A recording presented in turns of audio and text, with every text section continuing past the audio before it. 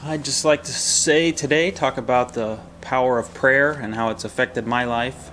I know when I was young, I had a lot of rebellious ideas where I kind of was on my own path and going my own way, and I had a lot of family members, that tried to convince me otherwise what the way I should go, and they talked to me about, things I should be doing, what I shouldn't be doing, and I know that kind of drove me away from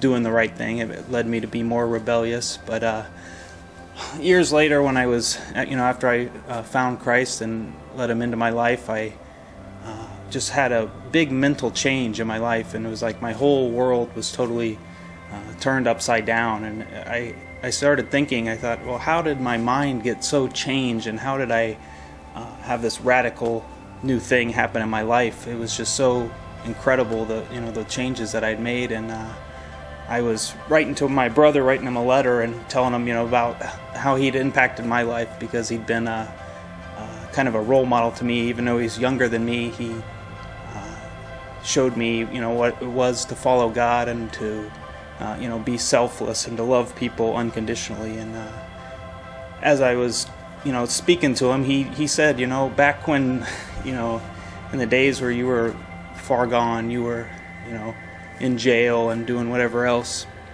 He said, we were meeting in prayer meetings, and we, met together and we prayed for you, and we knew that you were going to have a change in your life. And to me, that really impacted me, because I could see God's hand working, without a person actually telling me to do something, or saying what they're doing. But I saw, as he was telling me, all the things that they'd prayed for and stuff, how it had really, made a big difference in my life. And I think that can be really important, and as I was, reading about prayer, I, always go back to James 5, where it talks about the power of prayer, and, we should pray in all things. We should, pray for, healing and, many different things. The Bible talks about prayer all the time. But I think for myself, the thing that I think is most cool about it is that, you can pray for somebody without actually telling them what to do. You don't have to say, I think what you're doing is wrong, you should do this and do that. That kind of turns people off to the whole idea. But if you, are just humble and you come before God and say, God, this is, affecting me, this person, whatever, our relationship's having a problem. And, I just think that we should,